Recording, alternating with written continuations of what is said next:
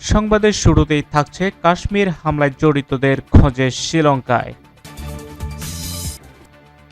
এবার ভয়ঙ্কর ক্ষেপণাস্ত্র হামলা চালালো পাকিস্তান। ইসরায়েলি নৃশংস হামলা অব্যাহত, গাজায় একদিনে নিহত 40। এবার ইমরান খান ও বিলাল ভুট্টোর এক্স অ্যাকাউন্ট ব্লক করল ভারত।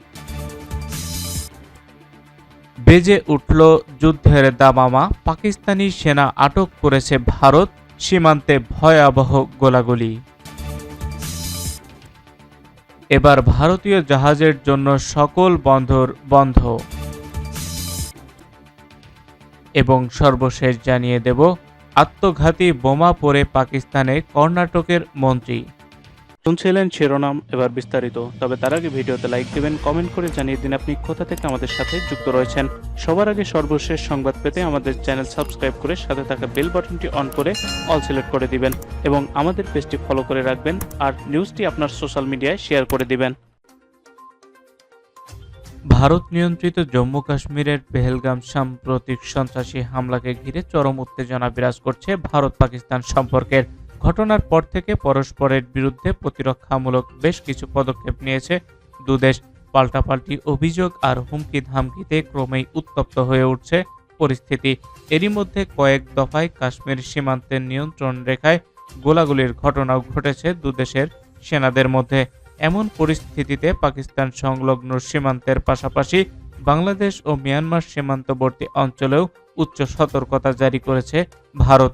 তদন্তের দায়িত্ব নেওয়ার পর থেকে বড় ধরনের কার্যক্রম পরিচালনা করছে দেশটির জাতীয় তদন্তকারী সংস্থা এনআইএ। পেহেলগাম হামলায় জড়িতদের খুঁজে বের করতে সমগ্র কাশ্মীর জুড়ে পরিচালিত হচ্ছে গোয়েন্দা কার্যক্রম। এবার হামলাকারীদের খোঁজে তল্লাশি চলছে পার্শ্ববর্তী দেশ শ্রীলঙ্কায়ও। শনিবার 3 মে এক প্রতিবেদনে এই তথ্য জানিয়েছিল এনডিটিভি। ভারত ও পাকিস্তানের মধ্যে উত্তেজনা যুদ্ধের দিকে এগোচ্ছে। সীমান্তে সেনাদের মধ্যে প্রতিনিয়ত ব্যাপক গোলাগুলি হচ্ছে। এর মধ্যে গত 1 মে সামরিক মহড়া চালিয়েছিল পাকিস্তান সেনাবাহিনী। এরপরই একের পর এক ব্যাপক পরিমাণে হামলা চালিয়ে পরীক্ষামূলকভাবে মহড়া দিচ্ছে পাকিস্তান। দ্য ডন এক প্রতিবেদনে জানিয়েছে, কাশ্মীরের পেহেলগাম হামলার উত্তেজনার মধ্যেই ভূমি থেকে ভূমিতে নিক্ষেপণযোগ্য ব্যালিস্টিক ক্ষেপণাস্ত্র পরীক্ষা চালাচ্ছে পাকিস্তান।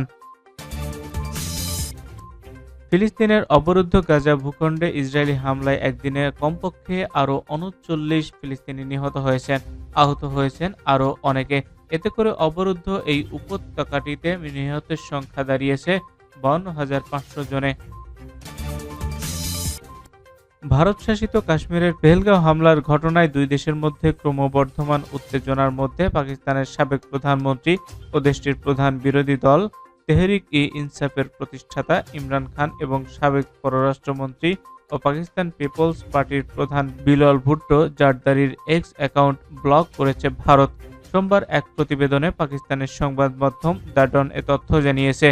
দ্য ডনের ওই প্রতিবেদনে বলা হয়, ভারতের ভিতরে কেউ এই দুই নেতার এক্স প্রোফাইলে ঢুকতে গেলে সেখানে দেখা যাচ্ছে আইডি নির্দেশনার কারণে এই অ্যাকাউন্ট ভারতে বন্ধ করা হয়েছে।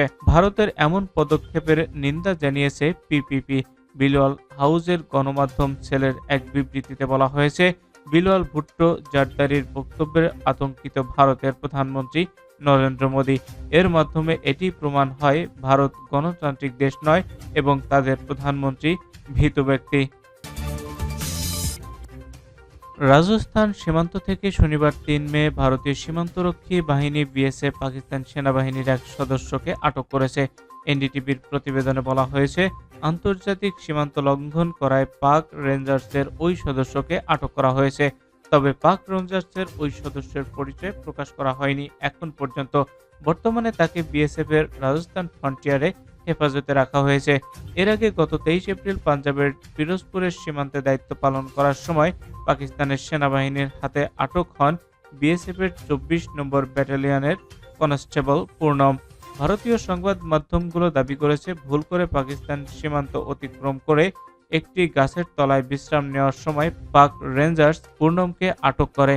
ধারণা করা হচ্ছে পাল্টা পদক্ষেপ হিসেবে পাক রেঞ্জার্সের একজনকে আটক করল বিএসএফ। কাশ্মীরের পেহেলগামে সাম্প্রতিক প্রাণঘাতী সন্ত্রাসী হামলার পর ভারত ও পাকিস্তানের মধ্যকার কূটনৈতিক ও বাণিজ্যিক উত্তেজনা নতুন মাত্রায় পৌঁছেছে। উভয় দেশই পরস্পরের বিরুদ্ধে পাল্টাপাল্টি পদক্ষেপ নিচ্ছে। গত 22 এপ্রিল ভারতের কাশ্মীরের পেহেলগামে ভয়াবহ এক সন্ত্রাসী হামলায় অন্তত 26 জন নিহত হয়, যাদের বেশিরভাগই ছিল পর্যটক। 2008 সালের পরে এটি অঞ্চলটির অন্যতম মারাত্মক হামলা হিসেবে বিবেচিত হচ্ছে। হামলার জন্য ভারত পরোক্ষভাবে পাকিস্তানকে দায়ী করলেও এখন পর্যন্ত কোনো দৃশ্যমান প্রমাণ উপস্থাপন করতে পারেনি। এই ঘটনার প্রতিক্রিয়ায় ভারত প্রতিবেশী দেশ পাকিস্তানের পতাকাবাহী বাণিজ্যিক জাহাজসমূহের নিজ দেশের বন্দরে প্রবেশ নিষিদ্ধ ঘোষণা করেছে। ভারতের এই সিদ্ধান্তের জবাবে এবার পাল্টা ব্যবস্থাও নিয়েছে পাকিস্তান। পেহেলগামে ভয়াবহ সন্ত্রাসী হামলার পর ভারত পাকিস্তান সম্পর্ক যখন চরম উত্তেজনায়, ঠিক তখনই কর্ণাটকের আবাসন, ওয়াকফ এবং সংখ্যালঘু বিষয়ক মন্ত্রী বিজেড জামির আহমেদ খানের এক বিস্ফোরক মন্তব্য নতুন করে বিতর্কের জন্ম দিয়েছে। শুক্রবার এক সংবাদ সম্মেলনে তিনি বলেন, দেশ যদি চায় আমি আত্মঘাতী বোমা পরে পাকিস্তানে যেতে প্রস্তুত। নিজের বক্তব্যকে হালকাভাবে না ভেবে তিনি আরো বলেন, আমি মজা করছি না, আবেগে বলছিও না। প্রধানমন্ত্রী মোদি বা স্বরাষ্ট্রমন্ত্রী অমিত শাহ যদি আত্মঘাতী বোমা দেন, আমি পরে পাকিস্তানে যাব। আমরা ভারতীয়, আমাদের পাকিস্তানের সঙ্গে কোনো সম্পর্ক নেই। যুদ্ধ লাগলে আমি প্রস্তুত। এই মন্তব্য আসে এমন এক সময় যখন তারই দল কংগ্রেসের মুখ্যমন্ত্রী সিদ্দারামাইয়া সাম্প্রতিক এক বিবৃতি দিয়ে পাকিস্তানি সংবাদ মাধ্যমে আলোচনা চলছে। তিনি বলেছিলেন, যুদ্ধ নয়, শান্তি চাই, নিরাপত্তা ব্যবস্থাকে আরও কড়া করা উচিত। পরে অবশ্য তিনি ব্যাখ্যা দিয়ে বলেছেন, যুদ্ধ সর্বশেষ বিকল্প হওয়া উচিত, কূটনৈতিক পথে কঠোর পদক্ষেপ নিতে হবে।